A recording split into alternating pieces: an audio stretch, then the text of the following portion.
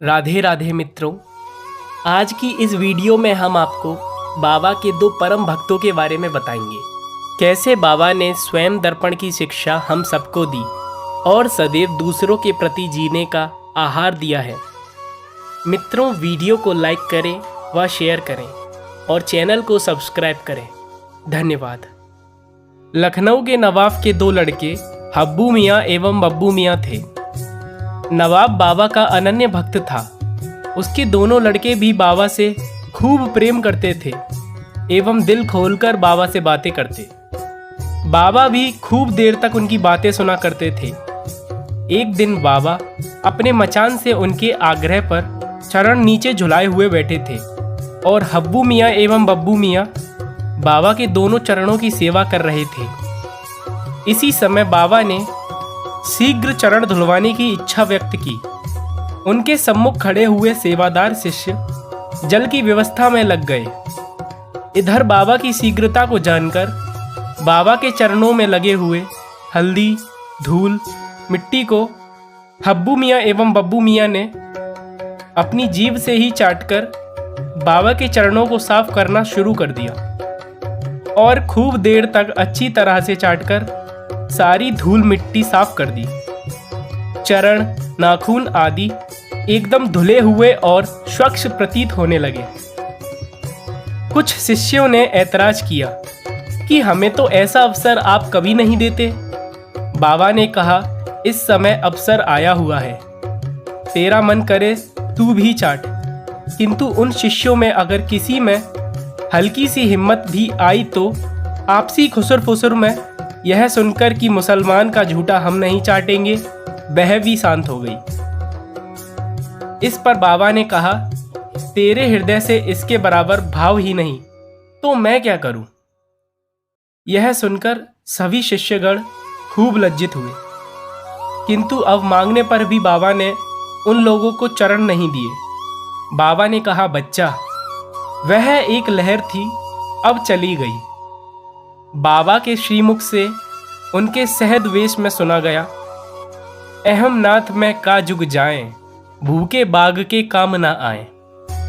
18वीं सदी के उत्तरकाल में एक समय बाबा उत्तराखंड में यत्र तत्र घनघोर जंगलों में भ्रमण कर रहे थे।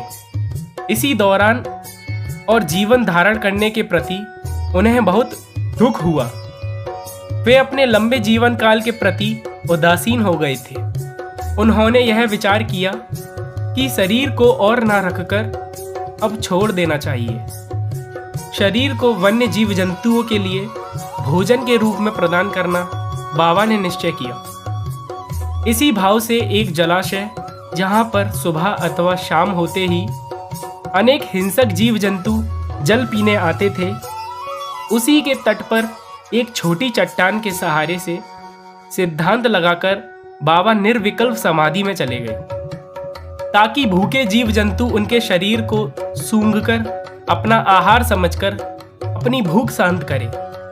और इसी विधि से बाबा अपनी इहलौकिक लीला का स्मरण करना चाहते थे। करीब 1 महीने तक बाबा को यह अखंड समाधि लगी रही।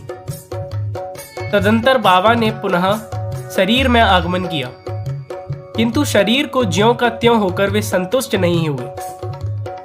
उन्हें इस बात से कष्ट ही प्रतीत हुआ कि इतने दिनों में भी जीव जंतुओं ने उन्हें नहीं खाया।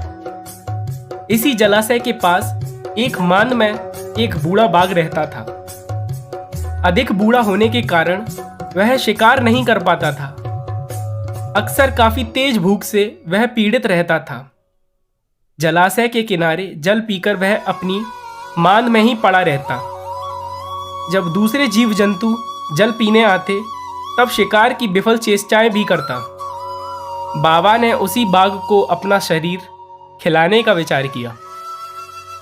बाबा उसकी मान में गए और उसे बोले, मुझे खाकर अपनी भूख शांत करो। किंतु वह बाघ पालतू कुत्ते की तरह शांत भाव से बाबा की ओर देखता एवं पूंछ हिलाता रहा। बाबा ने अपना हाथ उसके जबड़ों में डाल दिया, ताकि किसी भी प्रकार मनुष्य शरीर का रक्त अथवा मांस उसके शरीर में लगे। किंतु उसने बाबा के हाथ को नहीं काटा, बल्कि पालतू कुत्ते की तरह हाथ को बाहर उगल दिया। जितनी बार भी बाबा ने खिलाने की चेष्टा की, उतनी बार ही उसने वही प्रतिक्रिया की। इतना ही नहीं, वह अंगड़ाई लेकर, टांगे पसार कर, आंखें मूंदकर बाबा के सामने ही सोने में व्यस्त होने लगा।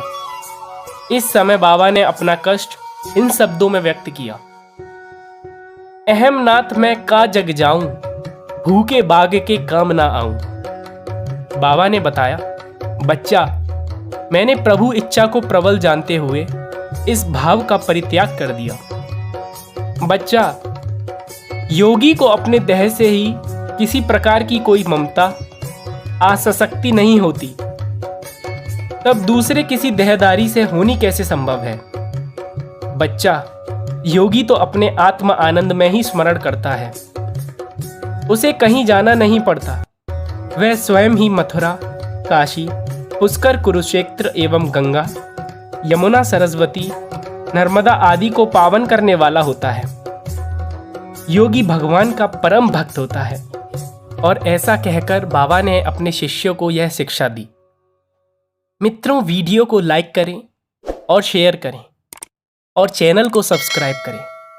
राधे राधे। जय श्री राधे।